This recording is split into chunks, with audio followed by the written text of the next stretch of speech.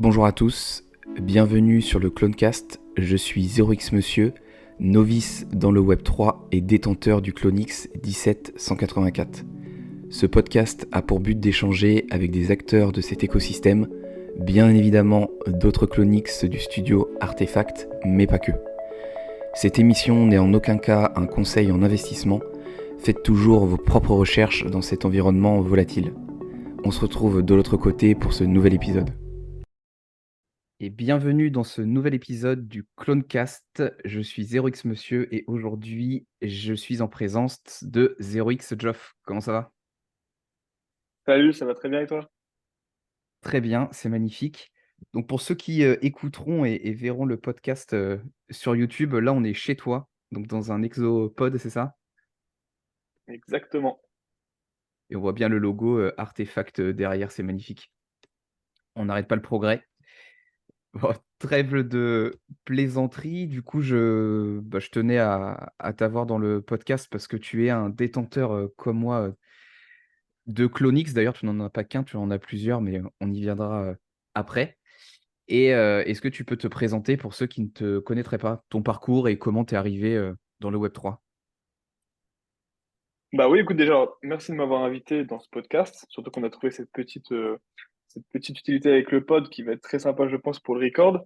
Alors, tout simplement, moi, j'ai découvert du coup l'univers NFT au moment du bull run, même à son apogée, on va dire fin 2021, décembre 2021. Et par hasard, en fait, parce que je suis en même temps, du coup, parti de France pour arriver sur Dubaï. Et là-bas, j'ai rencontré énormément de personnes, du coup, qui étaient déjà dans cet écosystème. Faut savoir parce qu'on sait un peu tous qu'en France, on a pas mal de retard sur ça. Et directement, je m'y suis pris de passion. Du coup, j'ai jump directement dans l'écosystème, plutôt du côté building, c'est-à-dire du côté dans les projets en tant qu'advisor, gestion d'équipe, etc. Projet NFT du Et coup? petit à petit, du coup, Ou exactement en pas? tant que projet Ok, NFT, advising, gestion d'équipe, recommandations, mise en place de mode. Petit à petit, c'est aussi pour ça que j'ai fait mon agence, mais on y viendra un petit peu après. ok, Et petit à petit, tout simplement, en tant qu'investisseur également. Et jusqu'à arriver à septembre dernier où j'ai acheté du coup ce premier clone qu'on voit là. ok. Et pour revenir du coup sur ton entrée dans le Web3, tu es rentré à la fois en tant qu'investisseur ou en tant qu'agence ou tu as commencé plutôt avec l'un avant d'enchaîner avec l'autre?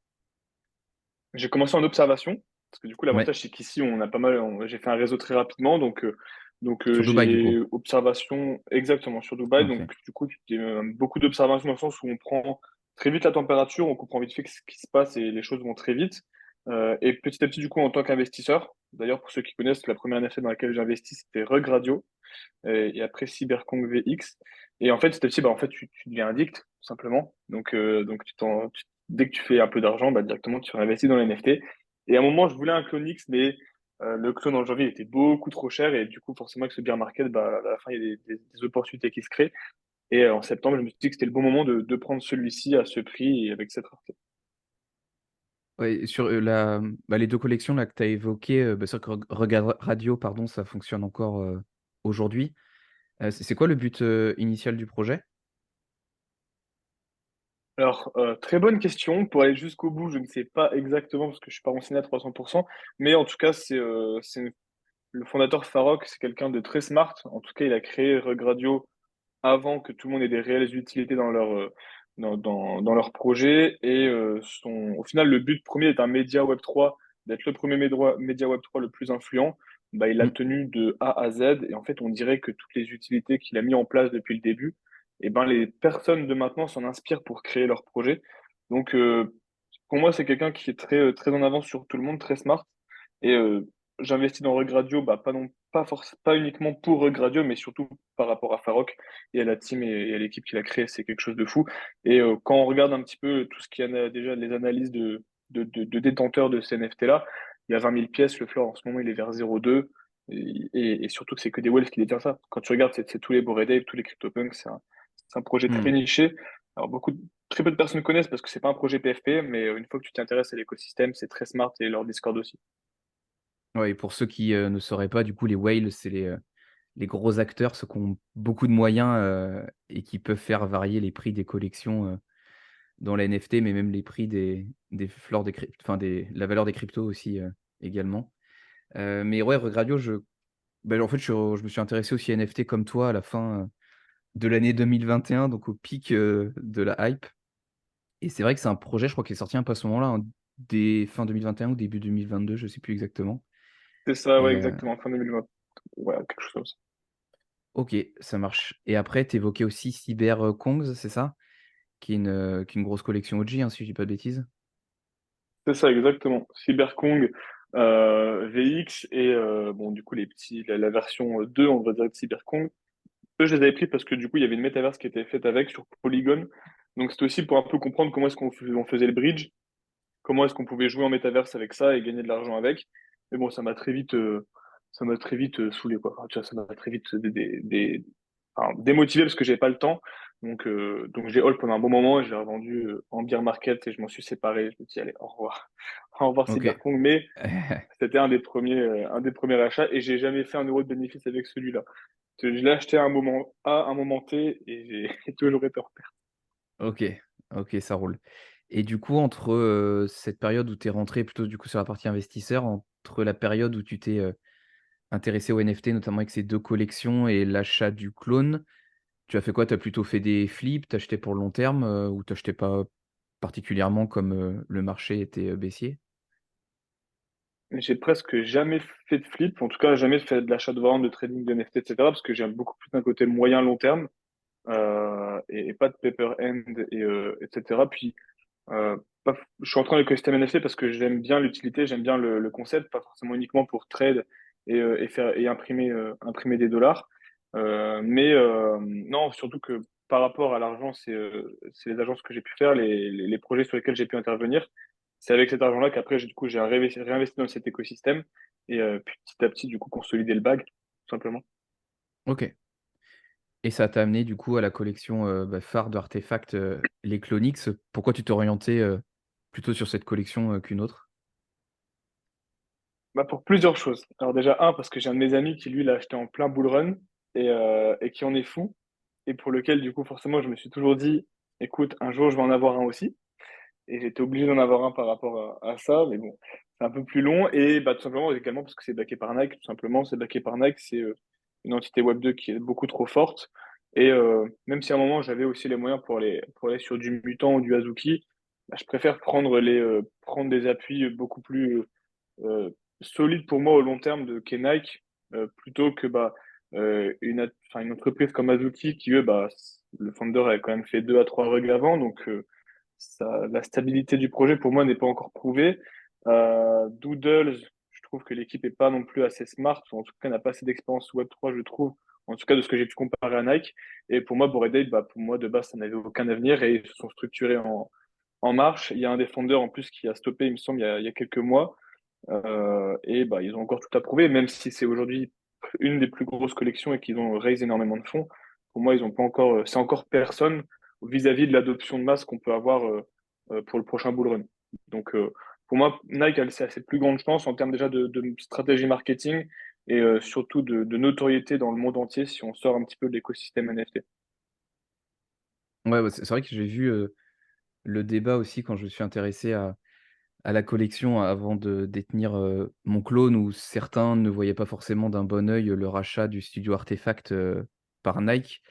Moi, je suis plutôt de ton avis, je vois plutôt ça d'un bon œil et c'est pour ça que je me suis engagé dans la collection. Et effectivement, je suis persuadé également que c'est les gros acteurs du Web 2 qui feront le pont avec le Web 3 et qui amèneront le mass market sans qu'ils s'en rendent vraiment compte.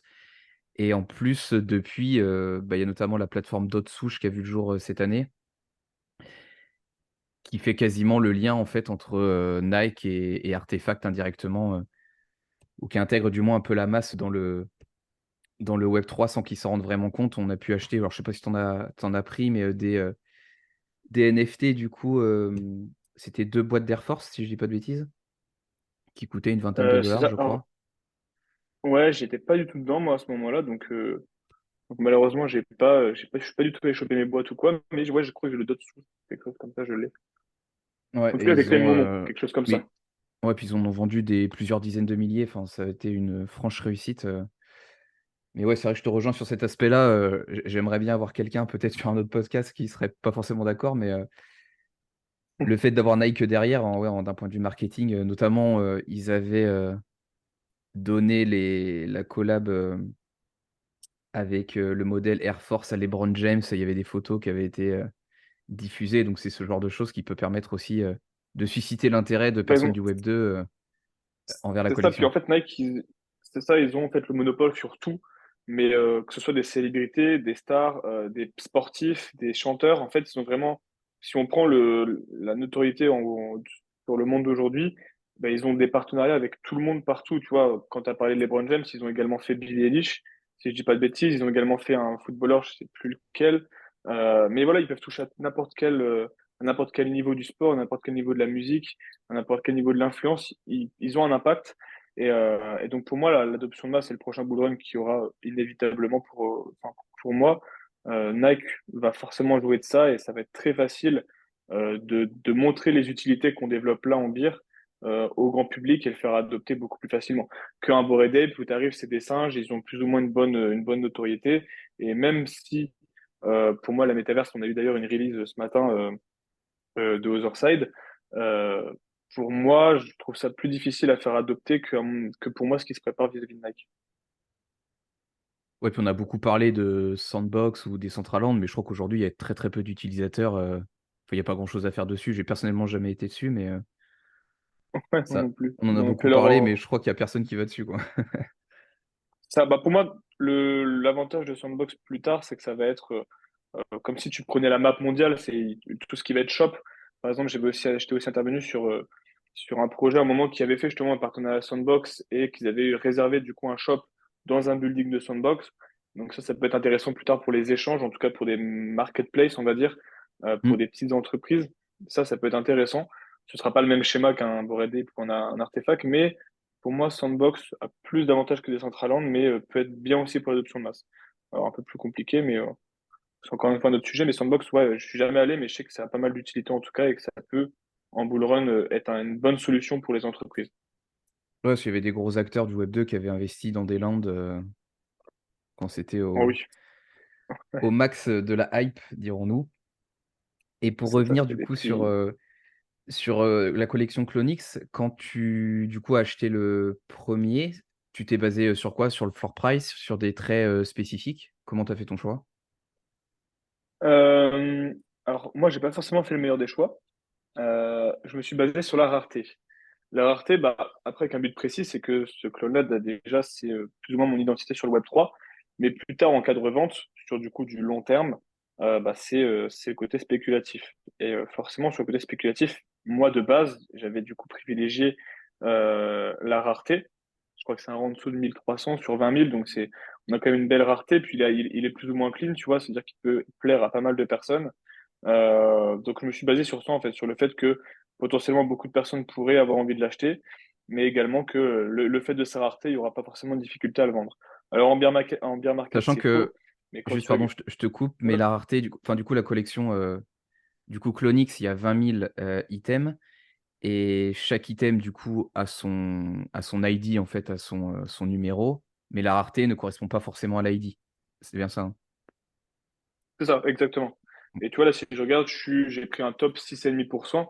Bah, tu vois, c'est pas mal en bull market, c'est assez demandé. Et quand tu vois les transactions qu'il y a eu pendant ces temps-là avec des clones qui n'avaient aucune utilité, juste spéculation rareté, bah, c'était des prix qui des fois pétaient deux fois le floor price. Donc si tu reprends un peu la valeur en dollars de Clonix à, je crois, 80 000 dollars de floor price à un moment, bah, tu fais x2, donc directement, ça a un intérêt spéculatif qui est sympa.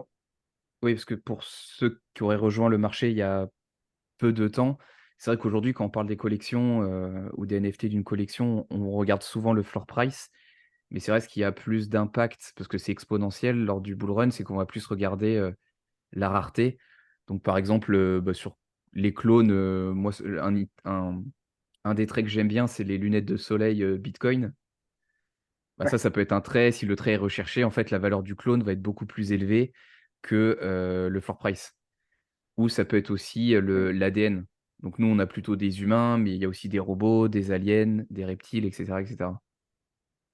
C'est ça, exactement. Mais d'ailleurs, pour l'anecdote, c'est mon pote, lui, il avait justement les lunettes BTC et c'est celui qui m'a donné envie d'aller intégrer Clonix également.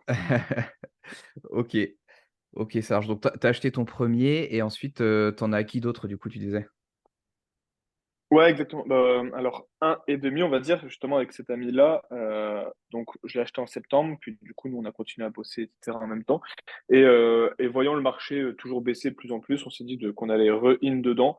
Et il me semble qu'en novembre-décembre, on en a racheté un, du coup, à deux cette fois-ci, en 50-50 presque. Et Ok. donc, ça fait une moitié chacun, on va dire. Et en janvier, moi, du coup, je n'ai réintégré encore un. Du coup, plus maintenant en stratégie de revendre celui avec une belle rareté en bull run à un très bon prix. Celui qu'on a à deux, pareil, le Largo Floor Price dans un bon bull run. Et le mien, par contre, le hold, on va dire à vie, forever, le Ouais, troisième. se payer, en fait, celui que tu vas garder avec les bénéfices de la revente des autres, quoi, quasiment. Si ce n'est C'est plus. ça. Et maintenant qu'on a côté, voilà, maintenant qu'en plus qu'on a connu un bear market et un bull run, parce que du coup, forcément, moi, je suis arrivé juste en haut. Et du coup, depuis, j'ai jamais vu un Ether qui était remonté. Donc, et tout simplement l'écosystème. Donc, on commence à en avoir marre. Et donc, simplement, cette fois-ci, faire les bons choix. Donc, c'est-à-dire, bah, vendre au top et buy the dip, tout simplement. C'est ça. C'est buy the news and sell the rumor aussi en anglais, je crois, l'adage. Ouais, ouais, donc c'est ça, exactement. Et donc voilà, pas faire n'importe quoi non plus, garder un bag, mais pas hésiter à se séparer aussi d'une bonne partie de ce bag-là en bull run et de réinvestir tranquillement, patiemment, euh, en bear market forcément. Ouais, sachant que tu as renforcé du coup ton exposition sur la collection, ce qui est pas forcément, c'était pas forcément évident à faire, parce qu'il y a bah, je crois que la TH des clones, ça a été une vingtaine de TH en plein bull run, donc avec un ETH aussi à 4000, alors qu'aujourd'hui on a à 1006 ou 1007, je crois. Euh, et aujourd'hui, le floor price, on doit être juste en dessous des deux, donc pas forcément non plus évident de réinvestir vu l'écart. Mais si en boule, effectivement, on revient à des niveaux qu'on a connus précédemment, il y a bah, à la fois un une plus-value à faire sur la valeur en ETH du NFT, mais également sur la valeur de l'ETH en lui-même. Donc en fait, on est exposé, 2 fois sur la valeur de la collection. À la fois la collection en elle-même et à la fois la valeur de la crypto-monnaie, sur C'est ça, enfin avec laquelle est utilisée, la collection. Donc en l'occurrence, Clonix c'est sur, Ethereum, mais ça pourrait être sur Solana ou sur d'autres blockchains, et du coup, en exactement. plus Bah ça des, va. ouais, vas-y, pardon? Ouais, vas-y. Non, mais j'allais dire que quand forcément quand ça va vers le haut, on est content, quand ça va vers le bas, tout se divise et on perd beaucoup plus rapidement. On est un peu moins content, ouais. Et du coup, pour ceux qui nous regarderaient sur, YouTube, donc là, on se balade sur un autre item que tu as, du studio Artefact. Alors que c'est vrai que c'est une des difficultés un petit peu de la collection, c'est qu'ils ont sorti tellement de produits, tellement de choses, tellement de collections, que ce soit digital ou physique. C'est vrai qu'on est un peu perdu. Là, on se trouve du coup dans un Exopod, c'est ça? Exactement. Exopod qu'on burn avec je sais plus c'est quoi les noms, mais du coup avec quatre pods pour avoir du coup celui-ci qui est beaucoup plus grand et qui aura des utilités plus tard. C'est pas encore trop. Ouais, parce que pour faire simple, il y en a 2 différents et il y en a un qui est plus grand et là, on se trouve dans le plus grand. Alors il y en a encore un qui est beaucoup plus grand, il me semble. Alors lui par contre, je crois il faut burn 40 pods. Et là on part sur des trucs un peu plus compliqués, mais ouais non ça c'est celui juste avant quoi. OK, et du coup, celui-ci, on peut le personnaliser? Tu pourrais afficher tes NFT ou pas encore? Si normalement tu peux afficher tes NFTs parce que là on vient de le rejoindre et j'avais totalement oublié que j'en avais un. Ouais. Mais normalement oui on peut justement en exposer un peu partout et customiser les pièces. Ça c'est encore à voir, je vais le faire après. Ouais, bah, ça me donnera, je vais peut-être investir du coup, dans un pod pour enregistrer les podcasts, ça pourrait être sympa. Ou alors aller, chez les invités si eux, ont leur propre pod, comme toi, ça pourrait être sympa. Totalement, totalement. Bah, de toute façon, Et par rapport au pod, par rapport à l'écosystème, ils ont annoncé de toute façon au final pour expliquer un petit peu quand t'as un pod, en fonction du type de pod, il y aura des incubations, ils appellent ça. Et donc forcément, on peut penser derrière à, bah, comme on le voit là en face, on a ça, en fait, c'est pour le clone. En fait, on pourrait stacker, entre guillemets, incuber notre clone, le laisser du coup dans notre pod et générer quelque chose, forcément, parce qu'il y aurait une récompense derrière. Est-ce que ce serait de la crypto? Est-ce que ce serait sous une autre forme? Ça, on ne sait pas encore.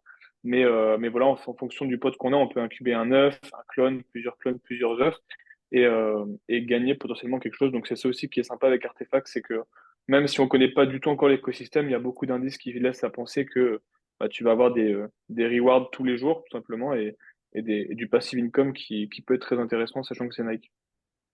Ouais, tout à fait. Et puis c'est vrai que bon, aujourd'hui, les collections ne délivrent pas forcément parce qu'on est en période de bière et puis, bah, c'est assez logique pour une entreprise, vaut mieux lancer des projets au moment le plus important et notamment tu as évoqué les œufs donc ça fait référence à Animus, j'imagine, qui est le plus Exactement.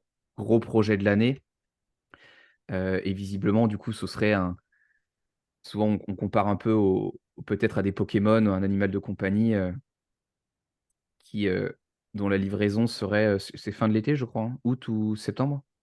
Ou ils ont pas encore annoncé de date On va officielle? plus. Je donne plus de date, je Ouais. regarde plus les dates, moi, maintenant. Ouais, avec Artefact, faut peut-être pas, notamment sur les livraisons de produits IRL où j'ai cru comprendre que c'était parfois un peu long. Et toi d'ailleurs, tu as forgé Ouais. des items, IRL, je pense aux Sweat, aux Air Force, Le problème, c'est quoi? J'ai tout pris. J'ai tout pris. Ça a coûté en septembre. Bah, au moment où, en fait, en plus, j'ai acheté mon clone, il me semble que pas plus de quelques semaines après, ils ont sorti justement ce forging. 4 000 $ le forging pour des paires de chaussettes, des casquettes, des t-shirts, des pulls et des paires de chaussures. Ouais, forcément, avec mon pote, on était bullish à mort. On s'est dit, allez, vas-y, on prend, ça a l'air incroyable. Mais au final, quand tu réfléchis, 6 mois de livraison, 4 000 $ pour du merch, ça fait quand même très très cher. Mais je les ai ouais. reçus. Et honnêtement, c'est magnifique. Tu vois, Mmh. franchement, la qualité, elle est top. On a notre NFC pour la connecter avec notre NFT. On voit aussi qu'en termes de technologie, on est juste au début de quelque chose de très sympa et que ça annonce que du bon. Et qu'au final, s'ils arrivent à délivrer cette qualité, bah, il suffit juste après d'accélérer le temps de production, le temps de livraison, donc forcément avec une adoption beaucoup plus massive. Et ça va être le top, quoi. On va être en premier. Ouais et du coup, pour ceux qui nous écouteraient et qui ne sauraient pas ce que c'est le forging, donc c'est qu'on achète du coup un NFT digital, notamment ça peut être des items qui demain pourront devenir physiques et quand on va forger notre NFT, on va du coup recevoir la version physique de notre asset digital, hein, c'est bien ça? Exactement. Bon, nickel, j'ai bien révisé. Et Ça est-ce va, je qu'aujourd'hui peux même. ouais, dis-moi? Hop, j'ai vu qu'en plus je pouvais custom en même temps, tu vois. C'est sympa. Bon, on va faire un épisode Hop, je déco en passe. même temps, ouais, carrément, je vois le ah, j'aurais bien aimé l'avoir celui-là, je suis arrivé un peu tard, mais c'est vrai qu'il est vraiment chouette ce maillot ce Top, jersey, gratuit en plus. Ouais, ouais. Tu vois, et bon à côté de ça, ils l'ont mis gratuit, personne n'en parle, mais franchement, top, hein, délivré en quelques mois. Moi, en plus, tu vois, sur Dubaï, aucun problème de livraison, alors qu'ils n'avaient pas trop annoncé les livraisons sympas pour ça. Et non, franchement, clean de fou. Très, très clean, la qualité, elle est top. super et pour ceux qui, regarderaient encore, sur YouTube, tu as aussi mis du coup l'œuf, au milieu de la pièce. C'est ça, exactement. Bon, bah, je pense qu'on a fait un petit tour sur Artefact. Tu voulais ajouter quelque chose, sur le studio ou sur une, collection qu'on n'aurait pas abordée? Non, bah, de toute façon, pour moi, après, c'est pas non plus mauvais qu'Artefact fasse beaucoup plus de collections, sachant qu'il faut toujours distinguer pour moi le merch. Donc, potentiellement, là, comme on a dit, les paires de chaussures pendant le forging qui vont être quelque chose de physique et donc spéculatif, mais sur le marché Web 2, entre guillemets, et distinguer le nombre de collections qu'on a entre les pods, les Clonix et les œufs. Au final, on a trois, peut-être quatre collections maximum qui ont une utilité dans le Web 3. Et pour Ouais, moi, c'est encore très light comparé à ce qu'on peut avoir dans un futur bull run où déjà, quand on voyait que là, au premier, 20 000 clones, c'était pas assez et qu'on faisait pumper le floor price à 20 Ethers sans avoir aucune utilité, bah, je te laisse imaginer qu'une adoption de masse 10 fois plus forte avec 20 000 clones que ce que ça va être. Donc non, pour moi l'écosystème commençait très bien et enfin, suivant beaucoup les fondeurs et en essayant de comprendre beaucoup leur, euh, leur vision, pour moi, tout est calculé, tout est même millimétré. Donc j'ai pas de souci à me faire. OK, OK, ça roule. Bon, bah, top. Et est-ce que tu es investi du coup, sur, d'autres collections qu'Artefact? Et non, ce que j'ai oublié de te demander, pardon, pour rester sur Artefact et notamment les Clonix, c'est vrai qu'on évoque souvent, l'aspect communautaire, des collections NFT, que ça peut éventuellement, ouvrir certaines portes. Et est-ce que toi, d'être détenteur d'un, voire même plusieurs clones, ça t'a permis, bah, notamment, tu que tu avais aussi un boulot, et notamment tu détenais une agence dans le Web3. Est-ce que le fait d'avoir, un clone t'a ouvert des portes ou t'a permis de rentrer plus facilement en contact avec des personnes? Est-ce que ça a pu jouer sur l'aspect un peu autoritaire? Dans le sens où, bah, forcément quand tu as un clone, un Bored Ape ou un CryptoPunk, toute proportion gardée, ça a forcément, un impact sur les gens. Est-ce que toi, t'as pu le ressentir ou tu as pu le vivre? Ouais, ouais. Alors, même dis-toi que plus en tant que Clonix que, par exemple, d'autres amis à moi qui eux, avaient plutôt tout ce qui était mutant, Bored Ape, etc. Dans le sens où les gens extérieurs nous voient quand même comme des builders en termes de Clonix. En tout cas, nous voient un peu plus comme un côté smart qu'un côté degen. Donc c'est assez cool, tu vois, dans le sens où quand j'arrive en tant qu'advisor sur des projets, dès qu'ils connaissent un petit peu l'écosystème, ils disent, OK, donc ça, il est Clonix. Clonix, on sait que c'est des builders, beaucoup axés dev, beaucoup axés advising, on va dire. Enfin, moi, c'est comme ça que je vois. Aussi, on est très fort au niveau tech. Donc non, au contraire, ouais, ça m'a ouvert des super belles portes. En tout cas, une trust. Alors, moins maintenant, mais en tout cas, surtout là, pendant la période 2022, dès le moment où j'ai eu le clone, directement, les gens, ils te prennent directement au sérieux. Et surtout qu'ils Mmh. se disent, si cette personne-là a investi dans Artefact, a mis quand même un budget conséquent, bah, par exemple, comme tu mets ta PP en hexagone sur Twitter, les gens peuvent aller voir ton wallet. Ils voient quand même qu'il y a du passé derrière en termes de transactions, en termes également de ce qui est holdé. Donc ça te met directement du sérieux et aussi un peu plus de docs, même si on est toujours sur du Web3. Mais voilà, les gens que tu contactes, ils voient que tu as un wallet, ils voient ton Twitter, ils voient que tout est lié, entre guillemets, donc ils savent que tu n'es pas quelqu'un qui peut partir du jour au lendemain, ou en tout cas, ils ont plus d'infos. Ouais, tout à fait. Donc c'est important. Mmh. Quand tu veux être dans le Web3, ça reste quand même très important, voilà, d'avoir une certaine trust. Si, si tu veux travailler dans le Web3 et que tu as une NFT à 10 dollars, les gens vont pas forcément te prendre au sérieux, ou alors ils vont pas croire en ton background. Ouais, bah, pour comparer, si on vient dans la vie, IRL, pardon, je vais y arriver, bah, quelqu'un, un businessman qui arriverait, avec un beau costume ou une belle voiture, bon, bah, forcément, on aurait tendance à plus lui faire, confiance sur la réussite, dans le business, plutôt que quelqu'un qui arriverait avec une voiture, un peu éclatée et une chemise trouée. C'est un peu pareil. Bah, c'est sûr, un mec qui arrive, un agent immobilier qui arrive avec une montre, une voiture, un beau costume, etc., et quelqu'un qui arrive sans rien, bah, directement, tu vas voir qui a du passé, qui n'en a pas. Et puis là, enfin, même si l'habit ne fait pas le moine, souvent, en tout cas, c'est la première impression qui est importante et, Mmh, et on peut pas le retirer, ça. exactement. Et du coup, ça fait une bonne transition. Du coup, tu disais que ton clone t'a permis, notamment dans ton activité bah, ça t'a permis d'ouvrir certaines portes. Toi, aujourd'hui, du coup, tu es advisor pour des projets, NFT. Qu'est-ce que ton agence fait exactement, Si par exemple on lance une collection, on fait appel à toi et tu nous aides, comment ça se passe? Sur à peu près tout, j'ai envie de dire, en fait, l'avantage, quand j'étais sur Dubaï, il faut savoir, bon, les projets, forcément, ça sortait assez vite. Ici, c'est très speed. Et les gens, ils hésitent pas à envoyer le budget. Donc, on va dire que je suis arrivé à un moment où il y avait beaucoup de personnes qui faisaient des projets NFT, mais qui étaient très mal conseillés, très mal renseignés et avaient des très mauvaises équipes. C'est-à-dire que même si on pense que les gars de Dubaï, notamment ceux, enfin, beaucoup que j'ai pu connaître, passent leur vie à faire des scams, etc., ou juste à faire du cash grab. Bon, certes, il y en a, on va pas se le cacher, mais il y en a aussi beaucoup qui se sont fait avoir au final par cette hype et en se disant, je vais faire un projet de fou, qu'ils avaient une réelle volonté, mais derrière, qu'ils n'avaient aucune équipe, mais aucune équipe solide, structurée et aucune organisation, donc fail de projet. Et tout simplement, en voyant ça, je me suis dit, mais il y a quelque chose à faire là-dedans, il y a un besoin. Donc, au fur et à mesure, du coup, des personnes que j'ai pu rencontrer et des équipes que j'ai pu tester, je suis arrivé à un stade où j'avais toutes les équipes pour run un projet. Et dans ce cas-là, bah, moi, j'ai intervenu dans le sens où des gens avaient un budget, avaient une vision, avaient une volonté dans le Web3, mais ne voulaient pas, enfin, ne voulaient pas onboard n'importe qui. Donc, ils faisaient en fait appel à mes services, donc à mon agence, qui, bah, tout simplement disait, voilà, aujourd'hui, j'ai besoin de ça. Et nous, en fait, on vient donner au projet une équipe qualifiée, une équipe professionnelle, une équipe organisée, et que moi derrière je dirige, c'est-à-dire que les founders parle avec moi et moi je parle aux équipes et également j'advise, je donne les stratégies, on structure le projet, ce qui permet d'avoir quelque chose de beau et voilà, tout simplement pour résumer. Donc la plupart des services on sait les faire dans tous les cas, donc tout ce qui va être design, identité visuelle, advising, équipe de modérateurs, développement Discord, smart contract, collab management également. Donc voilà, aujourd'hui j'ai les équipes nécessaires pour tout faire et on l'a prouvé sur beaucoup de projets que c'était très très important d'avoir quelqu'un qui pouvait être aux commandes de tout et connaître toutes les équipes.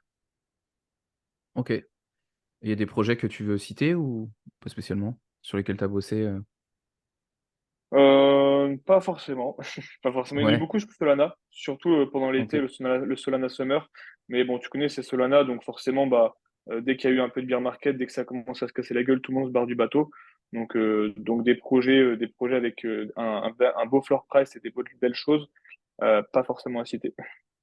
Ouais, parce que c'était la question que je voulais te poser, notamment dans cette période de bear market, j'imagine qu'il y a moins d'intérêt, moins de projets. Et est-ce que du coup, aujourd'hui, il y a quand même des gens qui construisent des choses, peut-être éventuellement pour l'année prochaine, on espère un bull run, on verra s'il arrive? Ou est-ce que c'est un peu plus compliqué? C'était l'euphorie, je sais pas, l'année dernière, ça l'est moins aujourd'hui, comment Ça ça se bulle passe de beaucoup plus l'intérieur? que tu ne le penses. Ouais, alors Ouais, l'avantage c'est que moi j'ai un bon réseau anglais, mais j'en ai pas forcément un très bon français. Donc justement là, je le travaille un petit peu plus depuis ces dernières semaines, et j'ai eu l'occasion du coup d'avoir beaucoup de fondeurs français au téléphone en call depuis ces dernières semaines. Et figure-toi que l'écosystème Web3 se développe à fond.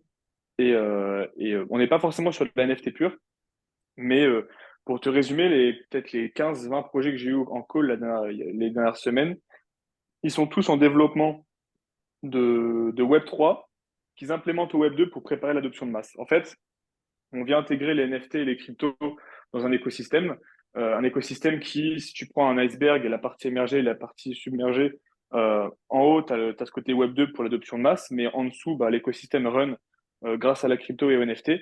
Et il y a du très très lourd qui arrive. Et je pensais pas que les Français on était en train de build autant. Donc si on prend ça et qu'on compare à tous les autres pays, je pense que ouais, non, il y a un gros truc qui se prépare pour le prochain bull run et qu'au niveau économie crypto NFT, on n'est pas du tout près de ce qui va arriver. Aujourd'hui, les gens, ils te bullent des structures d'investissement, des métaverses qui sont très très loin de ce qu'on imaginait en 2021 et c'est quelque chose de très très qualitatif. OK, donc pour résumer, pas forcément peut-être sur des collections un peu PFP qu'on a vu exploser sur 2021, mais peut-être plus sur des projets, utilitaires, comme on aime en parler, dans le Web3 du coup? Exactement. Voilà. Ou OK. quelque chose d'artistique, mais pas enfin, tout ce qui est des gens, etc. Oublie. Ouais, ouais. Ouais, donc les degen, si tu veux expliciter un peu, pour ceux qui connaîtraient pas? C'est ceux qui parient, en fait, on achète à 10, on veut revendre à 20, on achète n'importe quoi, on vend n'importe quoi, on fait n'importe quoi, nous on le fait. Pour moi, c'est ça. Ouais, Un c'est le des jeunes, casino, quoi. c'est. Voilà, c'est ça. C'est One Life, j'ai un bac de X euros, X crypto, j'envoie tout et on verra dans un mois ce que j'aurai. Ouais, il y a eu récemment, il y a eu la méta un peu des shitcoins. Bon, bah, clairement, ça rentre là-dedans. On sait pas quand ça va s'écraser, on sait que ça va s'écraser et on prend le pari, qu'on sortira à temps. Ouais, exactement. C'est totalement ça. Et du coup, tu as évoqué la blockchain, Solana tout à l'heure. Du coup, aujourd'hui, les projets que tu es en train de suivre ou sur lesquels tu bosses, est-ce que c'est majoritairement sur ETH, sur Solana, sur d'autres blockchains? Euh, Ethereum principalement. En fait, on va dire que Ethereum, ça reste la blockchain la plus facile à faire adopter en fait aux personnes qui s'y connaissent le moins dans l'écosystème. Donc, ça rentre énormément dans cette partie Web 2, Web 3. Alors, il y en a aussi pas mal sur Polygon parce que les frais de transaction sont moindres, mais ça reste quand même assez collé à Ethereum. Donc, ça, c'est pour les projets qui ont besoin de beaucoup de transactions avec les utilités pour lesquelles il y a beaucoup de monétisation en fait et beaucoup d'échanges au quotidien. Mais Solana, en vrai de vrai, pour moi, Solana, j'y crois beaucoup, mais dans un côté de paiement, tu vois, moyen de paiement, pour moi, l'USDC Solana peut être une bonne méthode plus tard. Mais non, beaucoup, principalement Ethereum, beaucoup Matic. Et sinon, après j'en ai aussi beaucoup qui développent leur propre blockchain. Des propres blockchains et qui sont là plus aussi pour sécuriser les documents, pour sécuriser tout ce qui va être, comment on peut appeler ça, des droits d'auteur, des droits, des contrats. Voilà, il y a aussi beaucoup de gens qui bullent comme ça des blockchains privées où tu peux stocker des données et venir attester de la véracité de chaque document. OK. OK, ouais, intéressant qu'il y ait pas que ETH et que ça se développe sur, d'autres blockchains. Et c'est vrai que les coûts de transaction, c'est un vrai sujet aujourd'hui, et pour être un petit peu sur la blockchain Solana, parce que je joue pas mal au Move to Earn Stephen, bon, bah, c'est vrai que tu as moins de contraintes quand tes transactions te coûtent 0,00005 sol, que quelques euros en ETH, quoi. On est bien Donc quand tu d'accord sur ce coup-là. Ça roule. Pour revenir un peu sur ton côté, investisseur, donc de ce que j'ai compris, tu es peut-être un artefact maximaliste ou est-ce que tu as d'autres choses dans ton bag, sachant que tu vois plutôt moyen long terme, tu n'es peut-être pas non plus exposé à trop de collections, c'est pas forcément Moi, ta je l'étais, j'ai stratégie. quand même revendu pas mal. Ouais, j'ai quand même revendu plusieurs NFT en ce moment parce que c'est quelque chose qui me. Enfin, j'étais un peu dégoûté de beaucoup de collections. Donc, je me suis plutôt recentré sur Rug Radio, notamment bah, avec en plus là la collection qu'il a sortie avec Cory Van Lee, la collection PFP de Rug Radio. Huxley également, que là j'ai affiché sur le côté. Ouais, Huxley qui ok. pour moi, au tout début, c'était une des premières NFT que j'ai acheté. Enfin là, je crois que j'ai les 4 ou 5 tomes parce que il y a plusieurs versions. J'ai même ici d'autres là.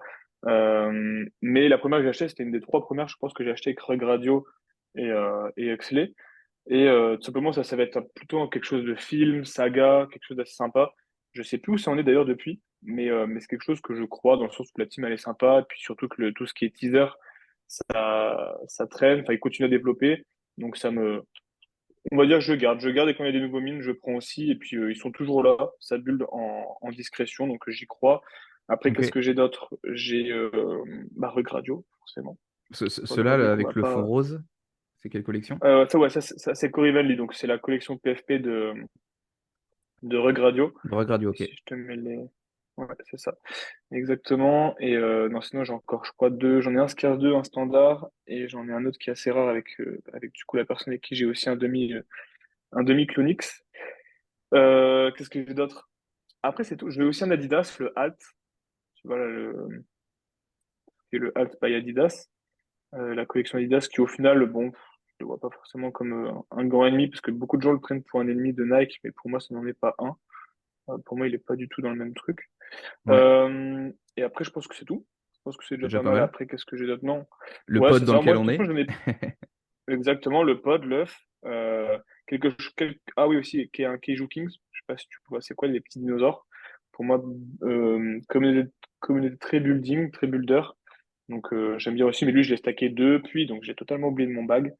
Et puis, je pense que c'est tout. Je pense que c'est tout. C'est déjà pas mal les paires de chaussures humanes. Et voilà, quelques petites conneries après, à droite à gauche, de l'ENS, un petit bobu, donc une DDAO d'Azuki. Donc le Et NS, puis aussi, ce sont les noms de domaine, c'est ça, hein, sur ouais, ETH. exactement. Ouais, c'est ça. Donc mon petit 0x Joff, après j'ai aussi tous ceux de l'agence. Et puis j'ai aussi une DAO, un co-DAO, du coup, quelque chose en quoi je crois pas mal du tout. C'est un Bored Ape qui est très important dans l'écosystème qui a monté ça. Et simplement, on est sur un investissement de beaucoup de land et également de mutants, si je dis pas de bêtises, ou de coda. Non, du coup, là aussi, on a changé pour des codas, des lands, et on spécule sur ça au très long terme. Et donc voilà, j'en ai, je crois, deux. Et pareil, DAO très important pour moi. Faut bien sélectionner sa DAO, mais pour moi, celle-là, elle est très sympa, très peu connue et elle peut être intéressante en bull run. Elle s'appelle comment du coup? Hmm. Co-DAO. Je te l'ai mis là sur la CodeAO, table. ok. Et du Ouais, coup, exactement. vous investissez à plusieurs? Ça marche comment? Ouais, là, je sais plus combien on est sur celle-ci, tu vois, mais on peut acheter là, bon, sur le secondary market, on peut acheter le pass. En fait, voilà, on a levé des fonds. Le founder a mis une partie de ses fonds dans l'investissement Land. On Ok. a mis également nos fonds. Du coup, chacun on a investi sur un pass. Et tout simplement, avec les fonds de ce pass, on choisit où est-ce qu'on met les fonds, ou dans les qu'on investit, quand est-ce qu'on vend, quand est-ce qu'on échange, quand est-ce Mais à qu'on hold plusieurs en du coup. Ether, quand est-ce qu'on hold en Fiat. Voilà, c'est ça. Donc, on fait une gouvernance. Donc, il y a un vote qui est fait tous les mois pour choisir pour prendre des décisions ensemble. Ok, ouais, c'est comme un petit fonds d'investissement. Tu peux pas acheter, par exemple, un C'est ça. Bored Ape et tu te mets à plusieurs pour en acheter un. Bah, au final, voilà, ouais, t'as un pass, donc il y a une trésorerie, toutes ces personnes-là font, il y a un fonds qu'elles dirigent en fait. Et après ce fonds-là, elles peuvent le cash out plus tard quand on est en bénéfice.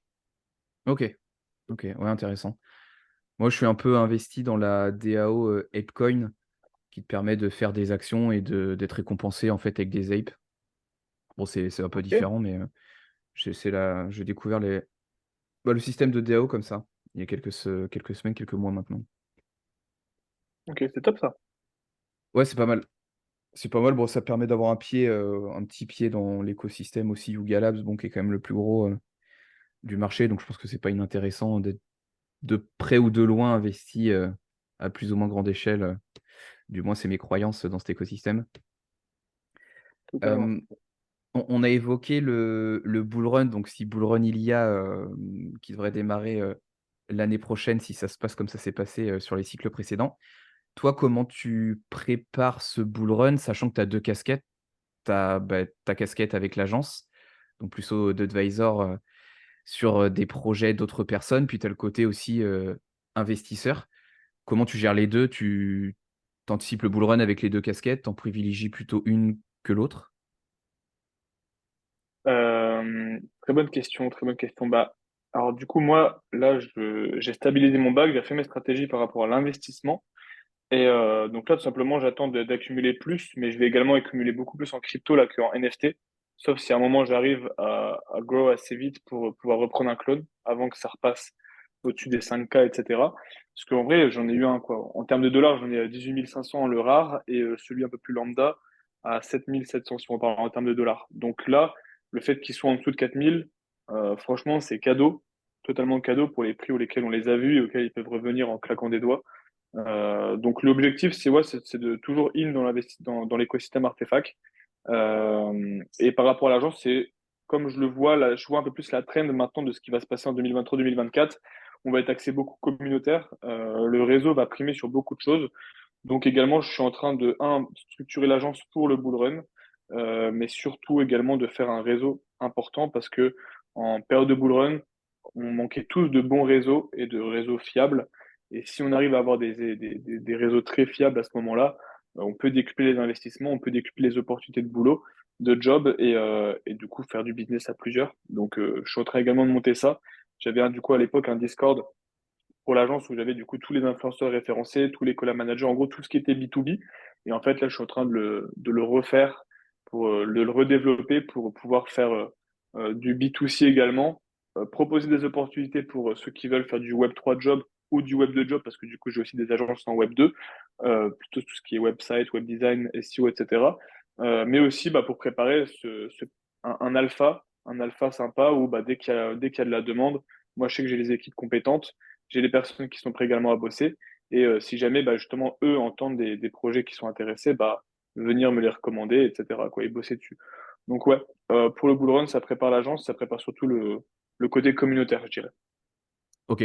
Ouais et puis pour les investissements sur les NFT, croyance solide en artefact et plutôt long terme du coup, pas faire de flip, de manière hebdomadaire ou même quotidienne, c'est pas ton truc, quoi? C'est ça, c'est ça. Après, ouais, non, non, pas du tout. Moi, c'est vraiment du moyen long terme. Puis après aussi, t'as des buts aussi beaucoup plus en tant que pierre. C'est-à-dire que, bah, comme ici à Dubaï, on est en plein développement et l'investissement immobilier, il est super intéressant.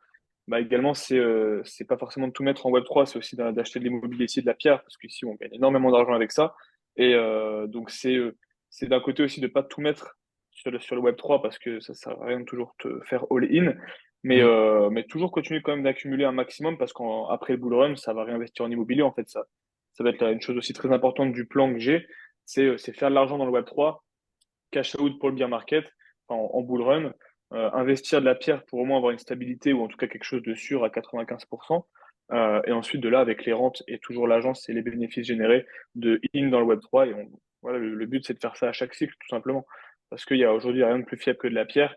Même si on est à fond Web3, pour le moment, ça reste quand même assez risqué. En tout cas, on n'a pas dessus de certitude sur l'ensemble des choses.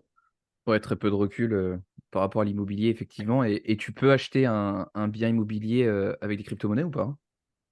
Ouais, c'est ça qui est top. C'est ça qui est top. En tout cas, à Dubaï, tu peux le faire. À Dubaï, le promoteur, après, ça dépend aussi lesquels. C'est pour ça aussi c'est bien d'être conseillé et souvent d'être accompagné par une agence. Mais justement, ici, l'avantage, c'est que le promoteur envoie son wallet et tu lui envoies les fonds, il te fait un reçu et puis directement, tu as ton titre de propriété. Grossièrement, c'est ça, c'est super simple. Même si maintenant, depuis quelques années, ça commence à être un peu plus regardant au niveau de la provenance des fonds, forcément, parce qu'il y a eu Mmh. un gros nettoyage qui se fait également sur Dubaï par rapport à ça.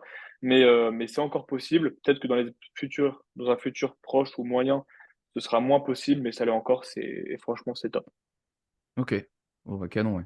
Bah, effectivement, ouais, on est enfin, le podcast orienté de toute façon NFT, même un peu plus que crypto, mais Web3 en règle générale, mais c'est vrai que c'est super important d'avoir un bon, money management et de diversifier ses investissements, avec l'immobilier, éventuellement la bourse, ou bon, il y a des choses plus exotiques comme le vin, les chevaux, des montres par Bien exemple, sûr, il faut un peu plus s'y connaître.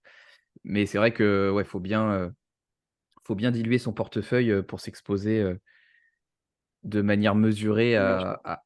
à un type d'investissement ou même à une collection en particulier, et ne pas faire all-in. C'est ça. Parce que là, on peut Voilà, mais tu gagner vois, tu vas gros, pouvoir avoir. on peut aussi perdre Ouais, gros.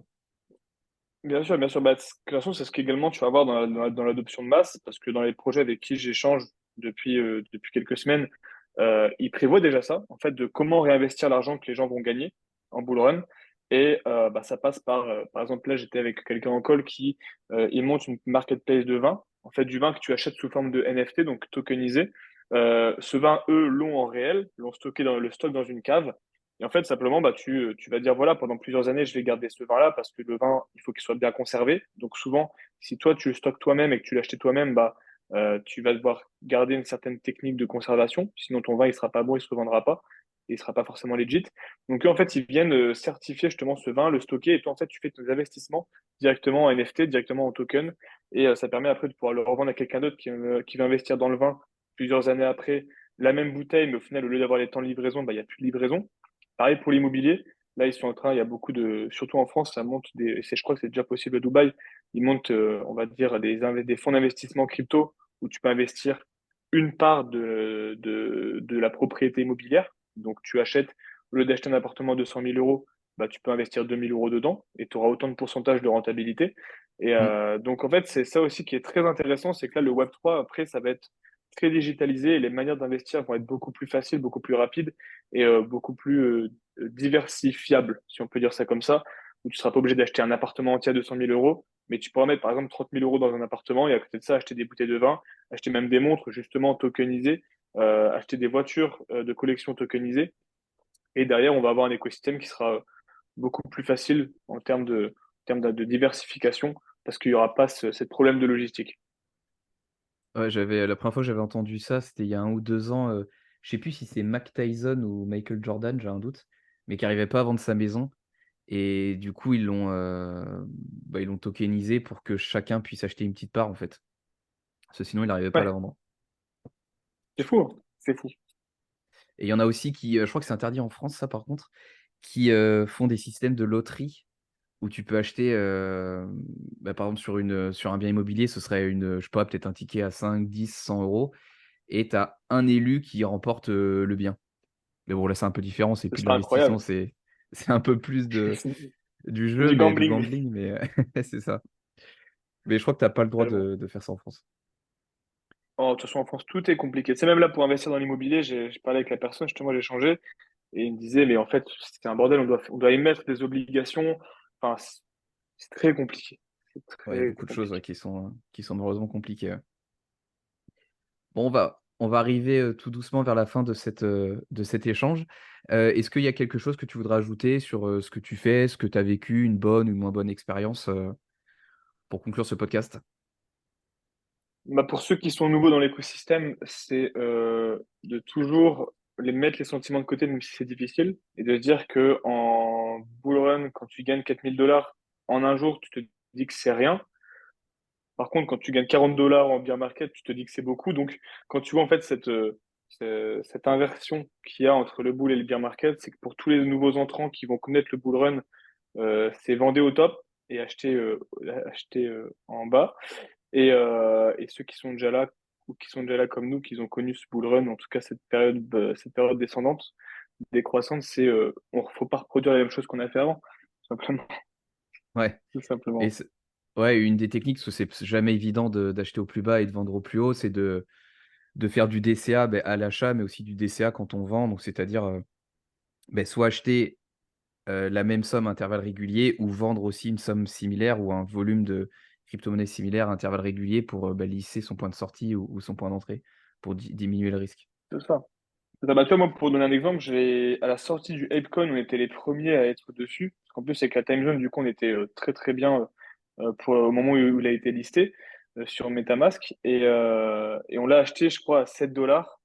Et j'en ai mis pour 4, je crois que j'avais acheté pour 4 000 $ de Ape à 7 dollars. Et en un mois, il est passé de 4 000 à plus de 16 000. Donc, tu fais un x4.